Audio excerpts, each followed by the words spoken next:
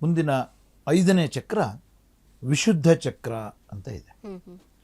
ಇದು ಪದವೇ ಹೇಳುತ್ತೆ. ವಿಶುದ್ಧ ಅಂತಂದರೆ ನಮ್ಮ ನುಡಿ, ಮಾತು, ಅಭಿವ್ಯಕ್ತಿ ಅಥವಾ ನಮ್ಮ ಬೇರೆಯವರೊಂದಿಗೆ ನಾವು ಮಾಡುವಂಥ ಸಂವಹನ, ಇವುಗಳಿಗೆಲ್ಲ ನಮ್ಮ ಗಂಟಲು, ಅಲ್ಲಿಂದ ಮೇಲಿನ ನಾಲಿಗೆ ಇವು ಬಹಳ ಮುಖ್ಯ. ಅದಕ್ಕಾಗಿ ಅದು ಕಂಠಭಾಗದಲ್ಲಿ ಇರುವಂಥದ್ದು. ಈ ವಿಶುದ್ಧ ಚಕ್ರ ನಮ್ಮಲ್ಲಿ ಕಂಠಭಾಗದಲ್ಲಿ ಇರುವಂಥದ್ದು. ಇದು ಆಕಾಶ ತತ್ವದ ಚಕ್ರ. ಇದು ಆಕಾಶ ತತ್ವ ಇದರದು. ಇದರಿಂದ ಪ್ರಯೋಜನ ತುಂಬ ಇದೆ. ಅಷ್ಟೇ ಇದು ಅನೇಕರಲ್ಲಿ ಕೆಡುಕನ್ನು ಉಂಟು ಮಾಡಿರುವಂಥದ್ದನ್ನು ಕೂಡ ನಾವು ಕಾಣ್ತೀವಿ. ಇದರ ಬಣ್ಣ ನೀಲಿ ಬಣ್ಣ. ಇದರ ಬೀಜ ಮಂತ್ರ ಹಮ್ ಅನ್ನುವಂಥದ್ದು. ನೋಡ್ರಿ, ನೀವು ಹಮ್ ಅಂತ ಅಂದ್ಕೊಂಡ್ರೆ ಅಂದ್ರಿ ಒಂದ್ಸಲ, ಗಂಟ್ಲಿಂದನೇ ಬರುತ್ತೆ. ಹಮ್ ಅನ್ನುವಂಥ ಅಕ್ಷರ ಹೊರಡದೇ ಈ ಗಂಟ್ಲಿಂದ. ಹಾಗಾಗಿ ಇದು ಇರುವಂಥದ್ದು ಈ ಕಂಠಭಾಗದಲ್ಲಿ. ಇದರ ಒಂದು ಪ್ರಯೋಜನ ನಾವು ಮಾಡುವಂಥ ಸಂವಹನ. ಈಗ ನಾವು ಮಾತಾಡ್ತಾ ಇದ್ದೀವಿ, ನೀವು ಕೇಳುವಂಥ ಪ್ರಶ್ನೆಗೆ ನಾನು ಯಾವ ಮಟ್ಟದಲ್ಲಿ, ಯಾವ ಪ್ರಮಾಣದಲ್ಲಿ, ಯಾವ ಕಂಠ ಸಿರಿಯಲ್ಲಿ ಮಾತಾಡಬೇಕೋ ಅದೇ ರೀತಿಯಲ್ಲಿ ಮಾತಾಡಬೇಕು.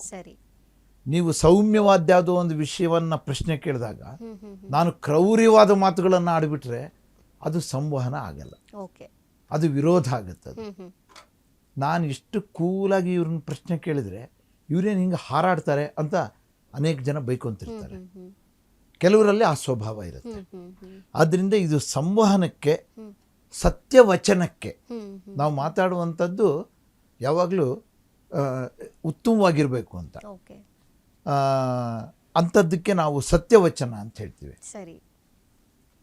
ಸತ್ಯಂ ಬ್ರೂಯಾತ್ ಪ್ರಿಯಂ ಬ್ರೂಯಾತ್ ನ ಬ್ರೂಯಾತ್ ಸತ್ಯಂ ಅಪ್ರಿಯಂ ಅಂತ ಒಂದು ಮಾತಿದೆ, ಸಂಸ್ಕೃತದ ಒಂದು ವಾಣಿ. ಇದು ನಾವು ಮಾತಾಡುವಂಥದ್ದು ಆದಷ್ಟು ಸತ್ಯವಾದ್ದಾಗಿರಬೇಕು, ಆಮೇಲೆ ಪ್ರಿಯವಾದ್ದಾಗಿರಬೇಕು, ಬೇರೆಯವರಿಗೆ ಹರ್ಟ್ ಮಾಡುವಂಥದ್ದಾಗಿರ್ಬಾರ್ದು. ಆಮೇಲೆ ನಬ್ರೂಯಾತ್ ಸತ್ಯಂ ಅಪ್ರಿಯಂ, ಕೆಲವು ಸತ್ಯಗಳು ಅಪ್ರಿಯವಾದಂಥದ್ದನ್ನು ಕೂಡ ನಾವು ಮಾತಾಡಬಾರ್ದು ಅಂತ ಹೇಳ್ತಾರೆ.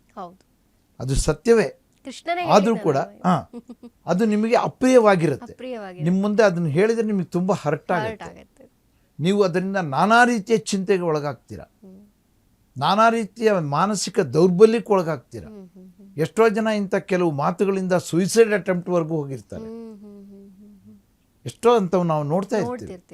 ಕಾಲೇಜಲ್ಲಿ ಲೆಕ್ಚರರ್ ಏನೋ ಅಂದುಬಿಟ್ರು ಅಂತೇಳಿ ಆ ಮಾತಿನಿಂದನೇ ಸುಯಿಸೈಡ್ ಮಾಡ್ಕೊಳ್ಳೋ ಪ್ರಯತ್ನಗಳು ಕೂಡ ಮಾಡಿರೋ ವಿದ್ಯಾರ್ಥಿಗಳಿದ್ದಾರೆ. ಅದೇ ರೀತಿ ಅನೇಕ ಜನ ಅಫಿಷಿಯಲ್ಸ್ ಇದ್ದಾರೆ, ನೌಕರು, ಹಿರಿಯ ಅಧಿಕಾರಿ ತುಂಬ ಹರ್ಟ್ ಆಗುವಂಗೆ ಮಾತಾಡಿದ. ಅವನು ತಪ್ಪೇ ಮಾಡಿರಲಿ, ಆದರೂ ಕೂಡ ಅವನಿಗೆ ಯಾವ ರೀತಿಯಲ್ಲಿ ಹೇಳಬೇಕು ಅಂತ ಒಂದು ವಾಣಿ ಇರುತ್ತೆ, ಅದನ್ನು ಆ ರೀತಿಯಲ್ಲೇ ಹೇಳಬೇಕು. ಅವೆಲ್ಲವನ್ನೂ ಕೊಡುವಂಥದ್ದು ಈ ವಿಶುದ್ಧ ಚಕ್ರ. ಇದರ ಒಂದು ಅಸಮತೋಲನದಿಂದ ನಮ್ಮ ಮಾತಿನಲ್ಲಿ ತೊಂದರೆ ಇರುತ್ತೆ. ಕೆಲವರಿಗೆ ಮಾತು ಸ್ಪಷ್ಟ ಇರಲ್ಲ, ತೊಂದರೆ ಇರುತ್ತೆ. ಅದಕ್ಕೆ ಈ ವಿಶುದ್ಧ ಚಕ್ರನೇ ಕಾರಣ. ಆಮೇಲೆ ಅಭಿವ್ಯಕ್ತಿ ಅಂದರೆ ಈಗ ನಾವು ಮಾತಾಡ್ತಾ ಇದ್ದೀವಿ, ನನಗೆ ನೀವು ಯಾವ ರೀತಿಯಲ್ಲಿ ಕೇಳಬೇಕು ಪ್ರಶ್ನೆ ಆ ರೀತಿಯಲ್ಲಿ ಕೇಳಬೇಕು ಅಂತ ನಿಮ್ಮ ಮೈಂಡಲ್ಲಿ ಒಂದು ಮೈಂಡ್ ಸೆಟ್ ಇರುತ್ತೆ ನಿಮಗೆ ಆಲ್ರೆಡಿ.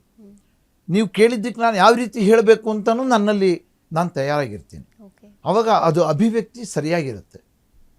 ನಮ್ಮ ಮಧ್ಯದಲ್ಲಿ ಯಾರೋ ಒಬ್ರು ಏನೋ ಕೂಗಾಡ್ಕೊತ ಬಂದುಬಿಟ್ರೆ ಅದನ್ನು ಅಭಿವ್ಯಕ್ತಿ ಅಂತ ಹೇಳಲ್ಲ, ಅದು ಮಧ್ಯದಲ್ಲಿ ಅಧಿಕ ಪ್ರಸಂಗ ಅಂತ ಹೇಳ್ತೀವಿ ನಾವು. ಅದಕ್ಕೆ ಆ ಮಾತು ಬಳಸ್ತೀವಿ ನಾವು ಅದಕ್ಕೆ. ಆದ್ದರಿಂದ ಆ ಅಭಿವ್ಯಕ್ತಿಯ ಕೊರತೆ ಉಂಟಾಗುವಂಥದ್ದು. ಆಮೇಲೆ ಥೈರಾಯ್ಡ್ ಪ್ರಾಬ್ಲಮ್ ಬರುತ್ತೆ, ಶಾರೀರಿಕವಾಗಿ ಗಂಟಲಿನ ತೊಂದರೆ ಬರುತ್ತೆ. ಇವೆಲ್ಲವೂ ಕೂಡ ಈ ವಿಶುದ್ಧ ಚಕ್ರದ ಸಮಸ್ಯೆಯಿಂದ ಬರುವಂಥದ್ದು. ಇದರ ನಿವಾರಣೆಗೂ ಕೂಡ ಧ್ಯಾನದೊಂದಿಗೆ ಕೆಲವು ಆಯಾಮಗಳು ಇವೆ.